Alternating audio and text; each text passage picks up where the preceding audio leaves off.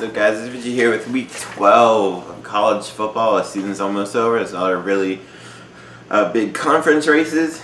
There's a whole bunch of games during the weekday. These are the weekday breakdowns. There's 2 games on Tuesday, 2 games on Wednesday, 2 games on Thursday, 2 games on Friday. All right, the first Tuesday games, Western Michigan Broncos and the Ohio Bobcats. Western Michigan is coming off a 35-31 win over Ball State. John Wasting, 124 passing, not great, but 131 rushing and a touchdown. And Levante Bellamy ran for 157 and 3 touchdowns. They ran for 382 yards and put up 506 yards of offense. Facing Ohio, who lost 24-21 to Miami of Ohio. Nathan Rourke, 133 passing and a touchdown, plus 89 rushing yards and 2 touchdowns.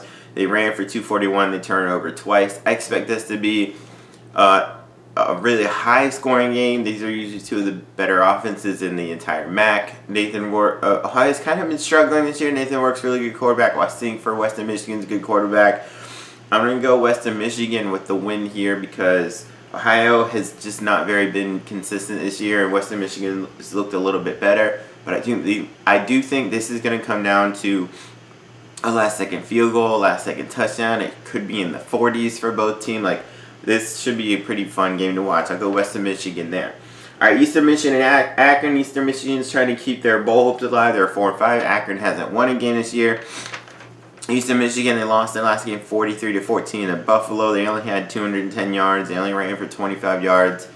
Akron got killed by Bowling Green, 35-6. They had 2 quarterbacks play, combining for 10 of 26 for 71 yards and 3 picks. They only had 100 yards of total offense and turned over 4 times.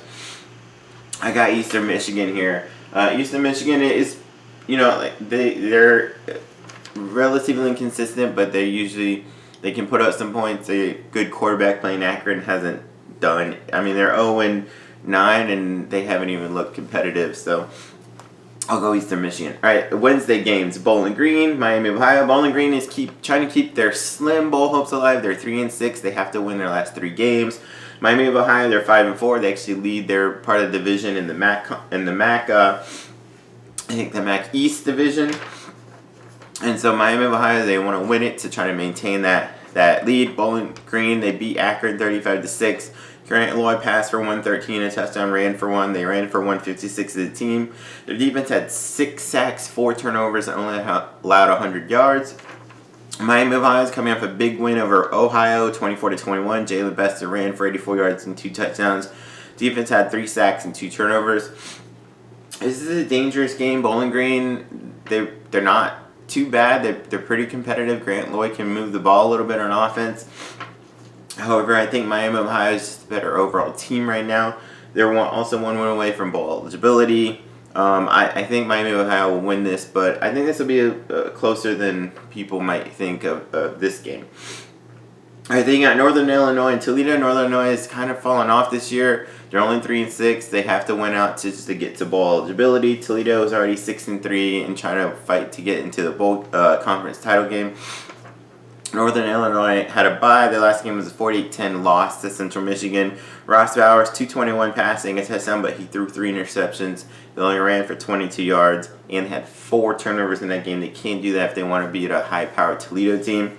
Whereas Toledo, they beat Kent State 35-33. Eli Peters passed for 194 and a touchdown. Shaquille Seymour ran for 175 and 2 touchdowns. They ran for 289 as a team. I'm going to go Toledo here. Northern Illinois is just not been as good as they usually are. And Toledo's always solid and always can put up points. So I got Toledo there. Alright, Thursday you got Buffalo and Kent State. Buffalo was 5-4 and they got a chance to maybe make the MAC title game if some other teams lose.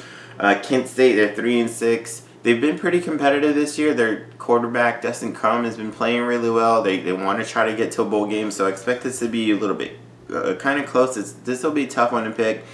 Buffalo beat Eastern Michigan 43-14. Kyle Van Treese passed for 208, a touchdown, ran for 2. Jarrett Patterson ran for 160 yards and 2 touchdowns.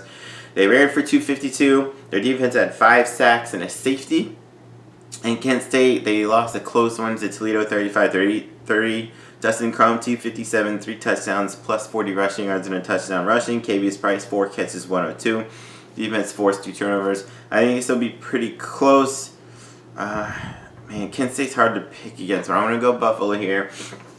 like I said, they're still motivated, trying to keep their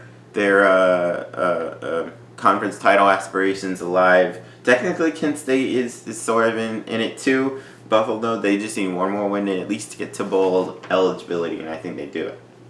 I had a pretty big game in the ACC that night on Thursday. North Carolina Tar Heels and Pittsburgh Panthers. Both allowed China maybe get to the ACC title game, or at least Pitt is in their side. North Carolina's coming off a bye. They lost to Virginia 38-31. Sam Howell, though, played an awesome game, 353, 4 passing touchdowns. Diami Brown, 6 catches, 202 receiving yards, 3 receiving touchdowns. They put up 539 yards of offense. Their defense had 3 sacks, but gave up over 500 yards. Whereas Pitt is coming off a bye. They beat Georgia Tech 20-10. Kenny Pickett, not great, 204 passing, a touchdown, 2 picks. They had 3 turnovers. Defense did force 2 turnovers, only allowed 194 yards. Pitt's a weird team. They have a really good defense, but I think North Carolina would be too much. Sam Howell's an awesome freshman quarterback. He's going to have an amazing career. Possible Heisman candidate the next couple of years. I think North Carolina gets this. They also need 2 more wins to try to get to a bowl. I think they get one of them here.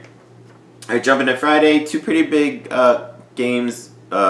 Louisiana Tech and Marshall, big for the CUSA. San Diego State and Fresno, big for the Mountain West. So we'll start with Louisiana Tech Bulldogs and Marshall Thunder here, both trying to get to the CUSA championship game.